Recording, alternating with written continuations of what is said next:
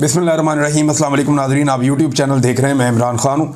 नाज़रीन, नवंबर जैसे जैसे करीब आ रहा है, दिल की धड़कनें तेज़ हो रही हैं। उनकी जिनकी नौकरी फंसी हुई है और उनकी जिनकी जान फंसी हुई है, हर तरफ से जो है वो धड़कनें तेज़ हो रही हैं। और यानी जिस शख्स के पास एक दहाई के मंसूबे हों, ये कोई एक दफ़ा नहीं है, 10 दफ़ा लोगों ने कहा है कि general Asim Munir field marshal के पास एक दहाई तक के मंसूबे हैं कि जनाब मईशत में ये करना है और दहशतगर्दी में ये करना है और मुल्क को ऐसे करना है और फ़लाँ फार्मूले लेकर आने हैं। तो जिसके पास एक दहाई के मंसूबे हों, वो क्यों इस साल रिटायर हो जाएगा, ये एक बड़ा सवाल है। फैसल वाडा ने एक मरतबा फिर आकर कहा और फैसल वाडा को बाकायदा लाया गया, लॉन्च किया गया, दोबारा से री-लॉन्च किया गया। उसका रीज़न मैं आपको देता हूँ कि आसिम मुनीर साहब ने जज्बात में आकर माफ़ी वाला मुतालबा तो करवा दिया सुहेल वड़ाइच साहब के कॉलम में, लेकिन फिर उन्हें आइडिया हुआ कि ये मामला तो एस्टेब्लिशमेंट के गले पड़ गया है। अदलिया के लिए भी बड़ी शर्मिंदगी का बायस है कि अदलिया को ये बता दिया गया कि जनाब आपके तो केस ही कोई नहीं बनते, और पोल खोल दिया पूरे मुल्क के सामने कि जनाब ये इमरान खान तो जेल में इसलिए है कि वो हाफिज़ सैयद आसिम मुनीर साहब की ख्वाहिश के मुताबिक माफ़ी नहीं मांग रहा। अब सुहेल वड़ाइच साहब ने जब ये बातें की और उसके बाद माफ़ी के लिए उन्होंने मिन्नतों भरा एक कॉलम भी लिख दिया कि कैदी जी माफ़ी मांग लें, और माफ़ी के लिए बड़े अरसे से दरख्वास्तें की जा रही हैं, इमरान खान मानता ही नहीं है। इसमें जो है हफीजुल्लाह न्याज़ी साहब ने एक बड़ी इंपॉर्टेंट बात की थी। उन्होंने कहा था जी इमरान खान के पास जो भी पैकेज लेकर गया एस्टेब्लिशमेंट की जानिब से, चाहे वो गंडापुर हो, आज़म सबाती हो या कोई अमरीकी ताजिर हो, इसमें एस्टेब्लिशमेंट की एक ख्वाहिश यही थी कि इमरान खान माफ़ी मांगे। लेकिन इमरान खान ने पहले दिन से क्लियर किया था कि वो माफ़ी नहीं मांगेंगे। ये हफीजुल्लाह न्याज़ी साहब जो इमरान खान साहब के रिश्तेदार भी हैं, उन्होंने ये स्टेटमेंट दिया। हालांकि उनके बड़े सख्त नज़रियाती इख्तलाफात इमरान खान साहब से हैं, लेकिन वो ये मानते हैं कि इमरान खान से खूबसूरत ये लड़ाई एस्टेब्लिशमेंट के साथ आज तक किसी ने नहीं लड़ी है। अब ये जो बयान दिलवाया गया या कॉलम जो लिखवाया गया सुहेल वड़ाइच साहब से, उस कॉलम को अगर आप पढ़ें तो आपको आइडिया हो जाता है कि आसिम मुनीर साहब की ख्वाहिश है कि इमरान खान साहब माफ़ी मांग लें। और ये बड़ी पुरानी ख्वाहिश है, कोई नई ख्वाहिश नहीं है।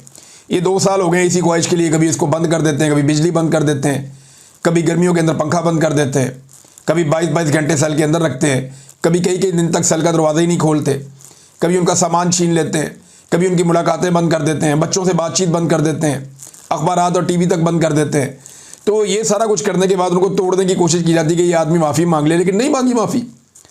अब ये जो ख्वाहिश है ये उल्टी पड़ गई, अवाम के अंदर भी एक्सपोज हो गए, अदलिया को भी मुश्किल पड़ गई। जनाब अगर सारे झूठे केस हैं आप ये कह रहे हैं, तो हमें फिर क्यों दबाव डालते हैं कि हमने इन केसों में इमरान खान को अंदर रखना है। ये मामला भी हो गया। अब फैसल वाडा साहब को फौरी तौर पे मैदान में लाना पड़ा, जिसने एक अलग कहानी सुना दी कि जनाब कोई मुतालबा ही नहीं है माफ़ी का, ये तो कानूनी केस है, यहाँ तो मुतालबा ही नहीं है, इमरान खान साहब ने तो कोई जुर्म तस्लीम ही नहीं किया, तो फिर वो माफ़ी किस बात की मांगे। यानी देखें, ये सारे टाउट्स जो है ना, उनके लिए एक बात सोचने वाली है कि एस्टेब्लिशमेंट आपसे अपनी मर्ज़ी की बात करवा लेती है और बाद में आपको धोखा दे देती है।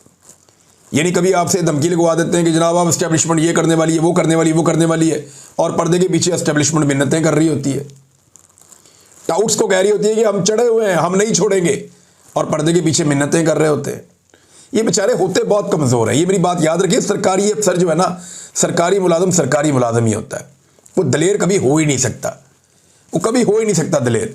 वो अपनी ड्यूटी के ऊपर अपना काम करे तो वहाँ दलेर हो सकता है, लेकिन वो जो अपना काम ना करे, कहीं और इधर उधर मुंह मारे, वो दलेर नहीं हो सकता, वो बुज़दिल होता है। तो ये सारे लोग जो है ना बुज़दिल हैं। तो ये धमकी भी डायरेक्ट नहीं लगाते, ये करते क्या है, ये टाउट्स को ढूंढते हैं, उनको कहते हैं हमारे बिहाफ पे धमकी लगाओ, वो बेचारे धमकियाँ लगा रहे हैं। अब हाल ही में सुहेल वड़ाइच साहब ने 3-4 धमकियाँ लगा दी इमरान खान साहब को, और मशवरा भी दे दिया कि जनाब आप माफ़ी मांग लें, वरना ये मुल्क कैसे चलेगा, मुल्क की खातिर यू टर्न ले लें, माफ़ी मांग लें आप। भाई पहले साबित तो हो जाए कि इमरान खान ने कुछ गलत किया है, जभी तो वो माफ़ी मांगेगा। वो तो ये कहता है कि जो इंक्वायरी है, जुडिशल इंक्वायरी करवाओ, मुझे गलत साबित करो, अगर मैं गलत साबित हुआ तो फिर मैं बात करूँगा उसके ऊपर, माफ़ी के ऊपर भी मादरत कर सकता हूँ। लेकिन जब मैंने गलत किया ही नहीं तो मैं माफ़ी किस बात की मांगूँ। ये इमरान खान साहब जनाब डटे हुए हैं। अब टाउट्स को ये सोचना पड़ेगा कि एक मिसाल है, मिसाल तो अच्छी नहीं है, लेकिन जब बंदर के पाँव जलते हैं ना बांदरी के, तो वो अपने बच्चे पैरों के नीचे ले लेती है, ये एक मिसाल है। तो टाउट्स जो है उनसे धमकियाँ लगवाई जाती हैं, लेकिन जैसे ही ज़मीन गर्म होती है तो वही पाँव के नीचे दबा दिए जाते हैं। सूरत हाल तो नाज़रीन ये बनी हुई है। एक दौर तक आ जाता था जनाब नवाज शरीफ के लिए रास्ते बन चुके, शहबाज शरीफ खानदान अब कभी वापस नहीं आएगा, इसहाक डार को इतनी इतनी लंबी गालियां जनरल बाजवा मीटिंग्स के अंदर बैठ के देते थे कि कोई सोच नहीं सकता, कानों को हाथ लगाते थे लोग।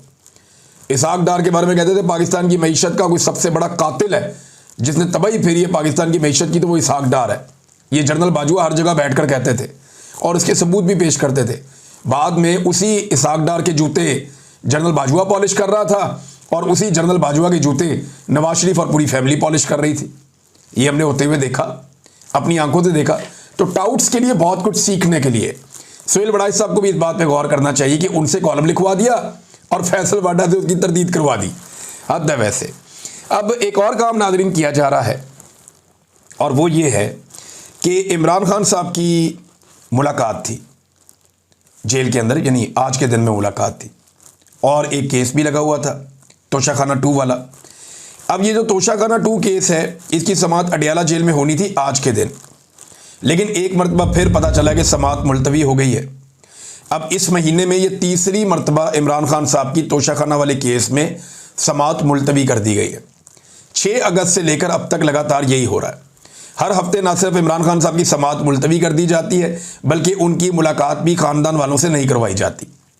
अब अगर कल ख़ानदान वालों की मुलाकात होती है तो इमरान खान साहब बात करेंगे और इमरान खान साहब क्या बात करेंगे इसका सबको आइडिया है। मेरे ख्याल में नवंबर जैसे जैसे करीब आ रहा है तो दिल की धड़कनें तेज़ हो रही हैं। वही बात मैं दोबारा दोहराऊंगा जो मैंने शुरू में की थी कि अगर 19 अगस्त यानी आज के दिन में इमरान खान साहब की समाअत नहीं होती, मुलाकात हो जाती है, इम्कान तो ये है कि शायद मुलाकात में भी रुकावट पैदा की जाए और इमरान खान साहब की मुलाकात भी ना करवाई जाए, क्योंकि कुछ इतलात ऐसी हैं कि इमरान खान एहतजाजी तहरीक को नई बुलंदियों तक ले जाने का ऐलान कर सकते हैं।